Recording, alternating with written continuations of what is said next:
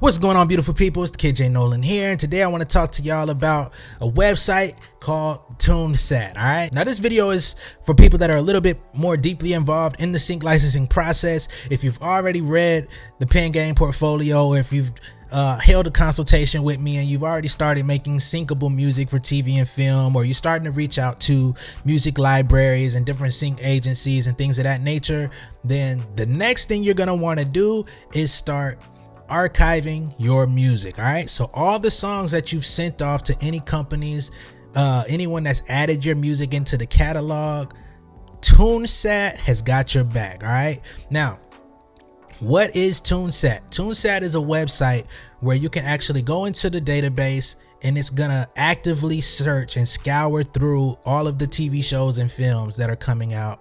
It goes through it daily, and it's gonna scrub all of the shows to see where your music is being played. It's basically content ID for TV and film. All right, so let's say you got with your first music library company and you sent them 8 records. You know what I mean?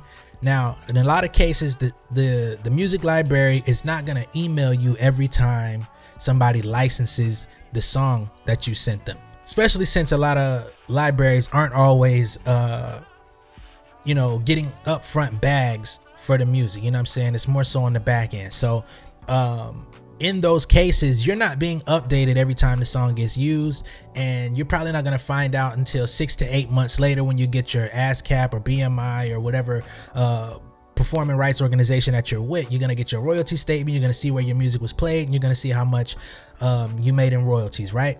But an easier way to keep track of everything and know that you actually have stuff coming on a quarterly basis is to get on TuneSat, because all you got to do is those 8 songs I told you that you got represented by that music library. You upload the MP3, you put your title, you put your PRO information or the PRO information of you and whoever else contributed to the song, and within a couple days, like, it's in the system. So if anybody uses that music in a TV show or a film, it's gonna get tracked. You know what I'm saying? Now for me, I got on TuneSat in January. I thought it was some BS, you know what I'm saying? Because I uploaded the music and I didn't see no activity going on throughout the whole month of January. I'm like, man, I know I got to be getting played somewhere. This is some bull. Well, I can't confirm or deny whether or not I got some stuff placed in January, but I can tell you, starting in February, the detections started coming in. All right, so as you can see, my first detection came on February 21st. Channel was VH1. The show is Black Ink Crew. The episode is called Vax the Block. They played a song of mine called Fruits of My Labor, which I made with Imperial Beats. They played 12 seconds of that song, so they say. But as you can see, there's 2 more of those same placements on the same night once, and then on the very next day, boom, they played it again. Boom.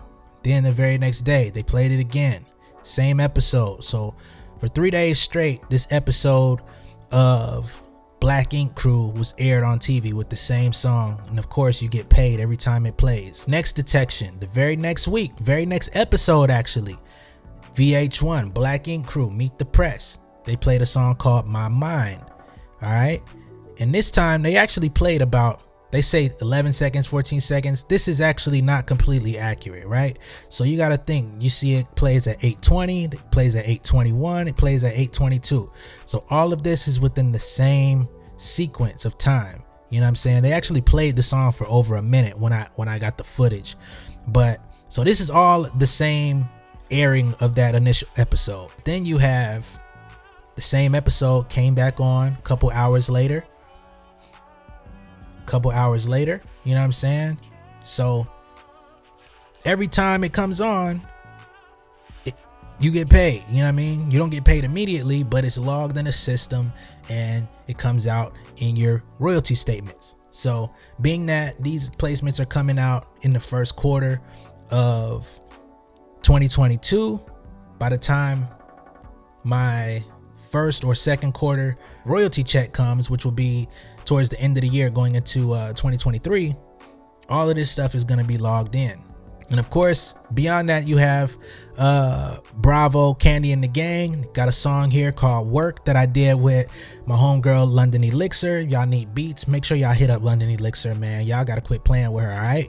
But we got this song called Work that got played on the first episode ever of Candy and the Gang. Shout out to Candy Burris. And they played it for approximately 10 seconds. Well, that wasn't the end of it. Kept playing it in reruns like I told y'all. Then the very next episode of the show, they played it again, and they played it for even longer this time. They played it for about 30 seconds. You know what I'm saying? And every time they re-air it on TV, guess what? We're gonna be reaping the benefits of it. You know what I'm saying? And TuneSat is actually a free website that you can sign up on, and it will do all of these detections. You get up to about 50 uploads under the free tier, you know what I'm saying? And if you got more songs than that, then they'll, you know, prompt you to get a paid subscription so that they can be doing more robust detections for you. As of now, I think I have close to 30 songs in the system. TuneSat is actively scouring content and scouring shows and everything to see where this music is popping up. I got to give a big shout out to my guy Clint Music. I got to give a shout out to my guy Nelson at 85 Productions LLC, because they are actually the ones that gave out the game online. I listened and I got on TuneSat, and now I'm giving it back to you. If you thought they was playing, they not. And if you think I'm playing, I'm not either, man. Okay? So if you're trying to get into the sync game, you know what I mean, you can definitely read the pen game portfolio. You can come to me and get a consultation, you know what I'm saying? And after I lead you where you're going to go and you start reaching out to different libraries and stuff like that, make sure you get a TuneSat account so you can actually keep track of your records in real time. You know what I'm saying? My music just got played over the weekend on the NHL network. I knew Sunday morning that my music had got played Saturday morning. And then they started replaying it over throughout the day on Sunday, and I was able to actually keep tracking, you know, keep refreshing the page just to see what else was going on. And I'm like, dang, they airing reruns already. If you're an independent artist, producer, songwriter, and you're trying to find ways to monetize your music, which is not such an easy thing to do these days, man, sync licensing is a way to do it. I'm not saying it has to be the only rung in your ladder to success. I'm just saying it's a very strong one to add to your repertoire. All right, much love and respect, y'all. I'll see y'all in the next video. Peace.